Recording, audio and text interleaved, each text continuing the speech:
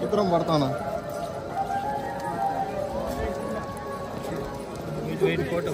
Sir ఒక్క నిమిషం first time వచ్చా కదా పలానా చూసాను దాని మీద ఎక్కడికి వెళ్తున్నారు వచ్చాన్స్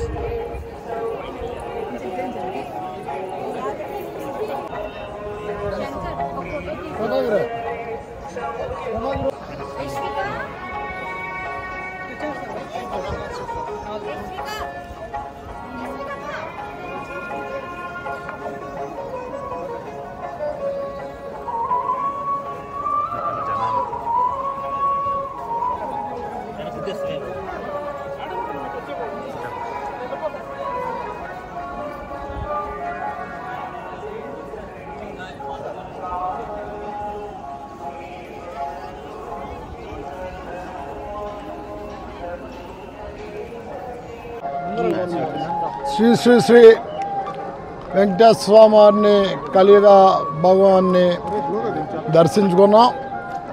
నోటిఫికేషన్ వచ్చిన తర్వాత ఎన్నికల షెడ్యూల్ విడుదల చేసిన తర్వాత వెంకటేశ్వర స్వామి వారిని దర్శించుకోవడం, ఆయన ఆశీస్సులు పొందడం మంచి కార్యక్రమంగా భావిస్తూ ఎన్నికల్లో పోటీ చేసే ముందు ఆ భగవంతుని ఆశీస్సులు తీసుకోవాలని వెంకటేశ్వర స్వామి వారి దగ్గరికి వచ్చాం.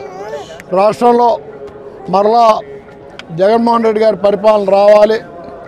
యావత్ ప్రజానికం ఈరోజు జగన్మోహన్ రెడ్డి గారు పొందుతున్న సంక్షేమ కార్యక్రమాలు, తీసుకుంటున్న సంక్షేమ కార్యక్రమాలు ఎక్కడా ఒక రూపాయి లంచగొండితనం లేకుండా నేరుగా ప్రజలకు అందజేయడం దేశంలోనే ఏకైక రాష్ట్రం ఆంధ్ర రాష్ట్రంగా ప్రజలందరూ కూడా భావిస్తున్న తరుణంలో ఎన్నికలు రావటం తప్పకుండా గెలుస్తాం.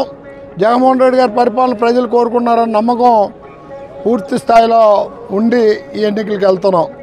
మరి ప్రతిపక్ష పార్టీ బలం చాలకే అనేక పార్టీలు దేవులాడుతూ పొత్తు కార్యక్రమాన్ని నిర్వహిస్తుంది.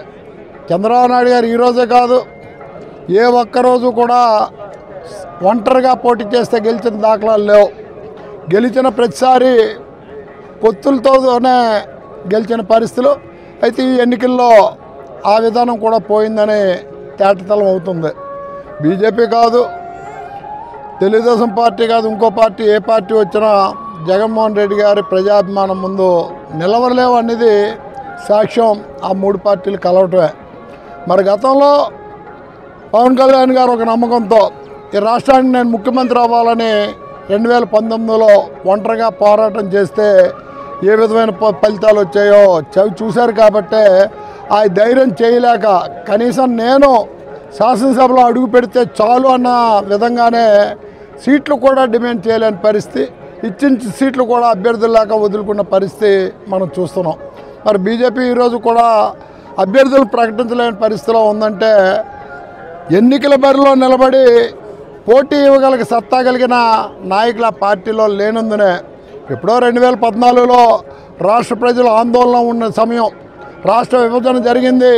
ఒక పరిపాలన జరగాలంటే అనుభవజ్ఞుడు ఉంటే పరిపాలన జరుగుతుంది అనుకున్న పరిస్థితిలో చంద్రబాబు నాయుడుకి అవకాశం ఇచ్చారు. కానీ 2014-19 పరిపాలన చూసిన తర్వాత రాష్ట్ర రాజధానిని అమరావతికి వేలాది కోట్లు ధనాన్ని వృధా చేసిన విధానం కూడా ప్రజలు చూశారు. జగన్మోహన్ రెడ్డి గారు ముఖ్యమంత్రి అయితే విశాఖపట్నం పరిపాలనా రాజధానికి వస్తే ఈ రాష్ట్రం అన్ని విధాల అభివృద్ధి చెందుతుంది. ఆసియా ఖండంలోనే అత్యంత వేగంగా అభివృద్ధి చెందుతున్న విశాఖపట్నం ఎయిర్పోర్ట్ కానీ, సీపోర్ట్ కానీ, నేషనల్ హైవే కానీ, రైల్వే జంక్షన్ కానీ కలిగిన పట్టణం అది అభివృద్ధి చెందుతుందని ఆశతో ఉన్నారు. అందుకే మళ్ళీ రాష్ట్రంలో జగన్మోహన్ రెడ్డి గారిని గెలిపించాలని ప్రజలు దృఢ సంకల్పంతో ఉన్నారు. సార్ కాంగ్రెస్ పార్టీ వైఎస్ఆర్సీపీ ఒకటే అని మోడీ అన్నారు. పచ్చకాలంలోకి ఊరంతా పచ్చ కనిపిస్తుంది. కాంగ్రెస్ పార్టీకి మాకు సంబంధం ఏంటి? కాంగ్రెస్ పార్టీ సోనియా గాంధీ జగన్మోహన్ రెడ్డి గారిని జైల్లో పెట్టడం వల్ల, జగన్మోహన్ రెడ్డి గారిని రాజకీయంగా అనదొక్కాలని ఆలోచన ఉండడం వల్ల వైఎస్ఆర్ కాంగ్రెస్ పార్టీ పుట్టింది. ఆ రోజు స్వర్గీయ రాజశేఖర రెడ్డి గారు కొడుగ్గా కాంగ్రెస్ పార్టీలో కొనసాగాలని కోరినా కూడా ఆ రోజు బయటికి పంపించారు, ఆయన జైల్లో పెట్టారు. ఆ కాంగ్రెస్ పార్టీని ఈ గద్దె దించాలనే దృఢ సంకల్పంతో ఈ రాష్ట్రంలో వైఎస్ఆర్ కాంగ్రెస్ పార్టీ పుట్టింది.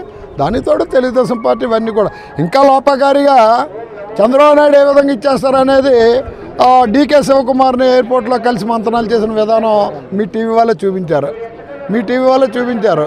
ఏదైనా ఉంటే లోపకారి ఒప్పందాలు చంద్రబాబు నాయుడుకు ఉంటే అన్ని పార్టీలతో కలిపి ఒంటరిగా పోటీ చేసే సత్తా, ధైర్యం, దమ్ము లేని వ్యక్తి కాబట్టి ఇతర పార్టీలు ఏ పార్టీ అంటే నదిలో కొట్టుకెళ్ళిపోయిన వాడికి ఏదో అంటాం చీపురు పుల్లు దొరికినా పట్టుకుంటాడని ఆ పరిస్థితిలో ఉన్నాడు ఈరోజు చంద్రబాబు నాయుడు.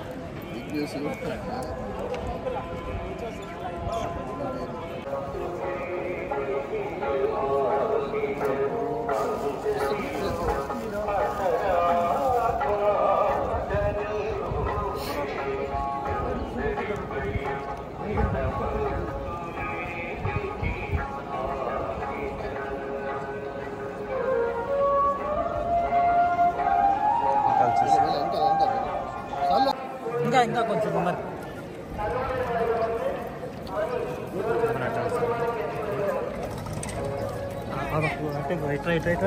శ్రీ వెనకాల వాయిస్ అయిందా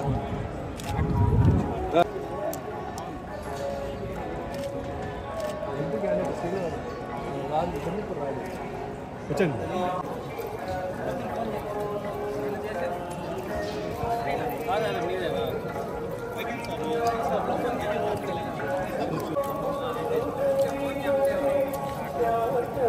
మీరు పడట్లేదు, బాగానే నడుస్తున్నాను. నేను పడుతున్నాను,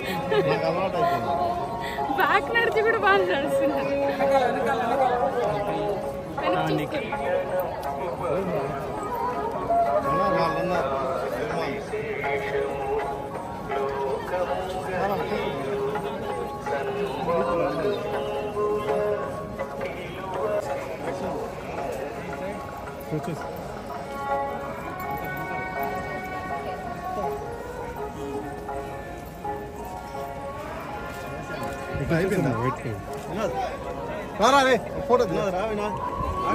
నేను తీస్తాను, నిల్చుకో నిల్చుకోబా, తీసుకోండి తీసుకోండి. రండి రండి. ఊరు వాళ్ళ ఊరు తీసుకో కానీ లోగో వెనకాల. అందరికీ నమస్కారం. నేను ఈరోజు తిరుమలలో శ్రీ వెంకటేశ్వర స్వామిని దర్శించుకోవడం చాలా ఆనందంగా ఉంది. నేను కాలినడకన వచ్చేసి ఈరోజు స్వామివారిని దర్శించుకున్నాను. మా తంత్ర సినిమా రిలీజ్ అయింది. సో సక్సెస్ సెలబ్రేషన్స్లో భాగంగా ఇక్కడికి రావడం జరిగింది. చాలా బ్లెస్డ్ అండ్ గ్రేట్ఫుల్ ఉన్నాను. Thank you so much.